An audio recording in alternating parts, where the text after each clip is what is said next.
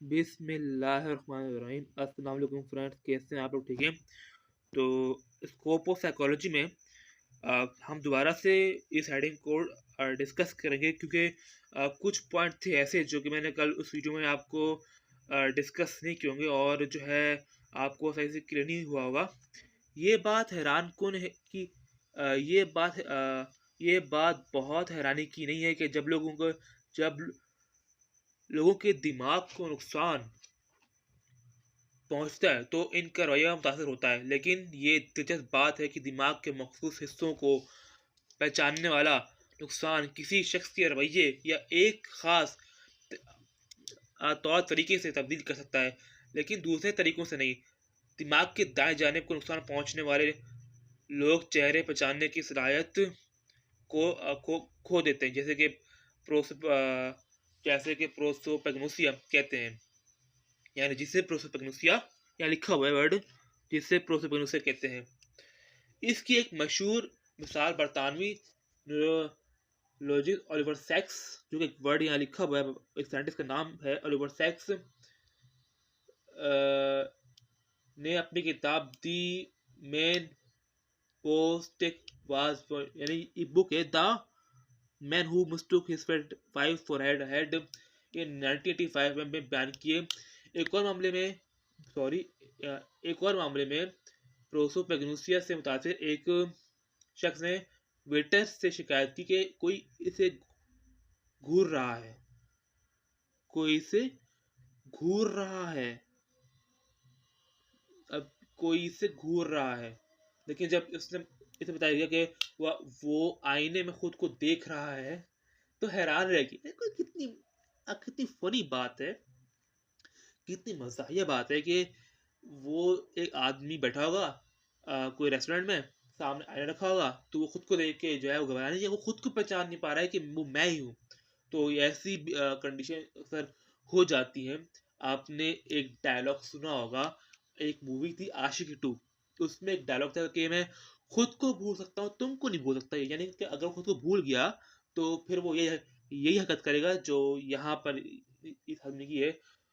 तो हैरान रह गया। ऐसे वाक़यात हमें सेहतमंद दिमाग के काम करने के तरीके के बारे में बहुत कुछ बताते हैं। वो इशारा करते हैं कि कुछ नफ्सियाती अफ़आल जैसे चेहरे की पहचान दिमाग के खुसूसी हिस्सों में वाक़ होते हैं।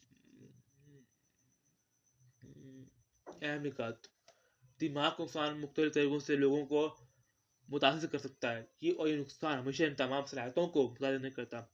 पोस्टिव एक ऐसी आदत है एक ऐसी कंडीशन है जिसमें लोग चेहरे पहचानने की सलाहियत खो देते हैं।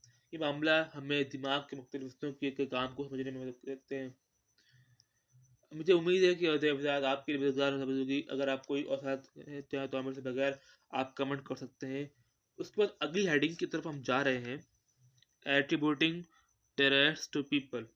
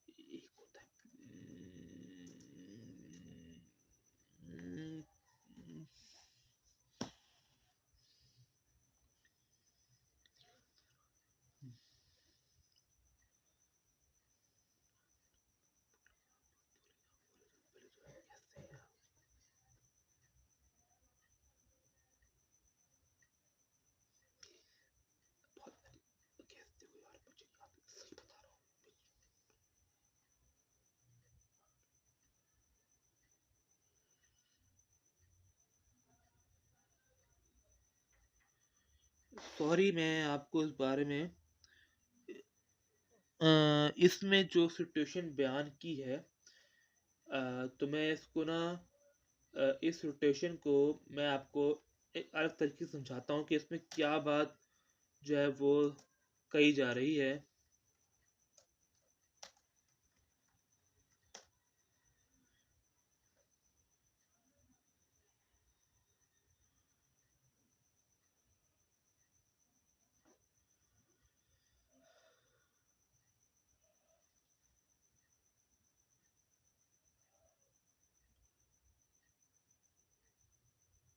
यहाँ पे बिहेवियर का जिक्र है।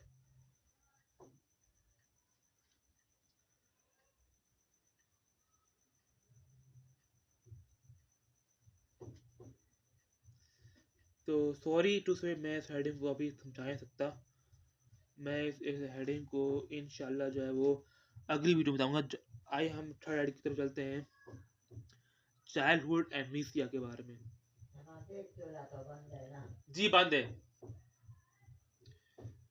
इस पैराग्राफ में जो है वो ये बात एक्सप्लेन की जा रही है कि ज़्यादातर बालिग अपनी ज़िंदगी के वाक़यात को याद रख सकते हैं, लेकिन आमतौर पर एक ख़ास उम्र से पहले की यादियों यादियों का फ़िक़दान होता है। ऐसे हम इब्तदाई बचपन का फ़रामोशी कहते हैं।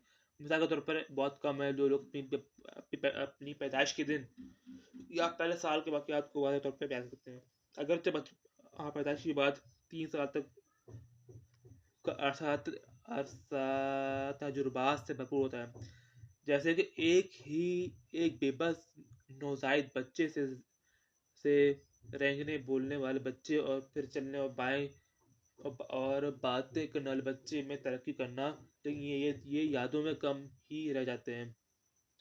इस बात की वजह अभी तक मुकम्मल तौर पर वाज़ेह नहीं है, लेकिन कुछ माहिरीन का ख्याल है कि दिमाग की तरक्की, ज़ुबान की सलाहियतों का कम होना और दुनिया को समझने के तरीके में तब्दीली इसका बायस बन सकते हैं।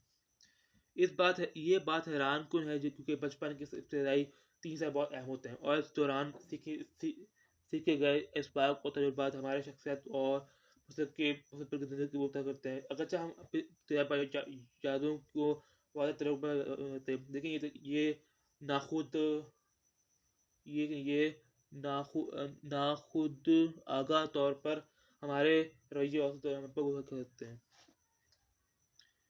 यानी कि चलने फिरने वाले बोलने वाले बच्चे यहाँ पे मुराद है कि कुछ इस्तेमाल करते हैं तो कोई तब्दीली होती है। चलने फिरने वाले बच्चों की यहाँ पर बात की गई है। इतना समझ में आ गया कि चलने फिरने वाले बच्चों के ऊपर जब वो बात की गई है। अगली हेडिंग है मेरे पास ओबेसिटी।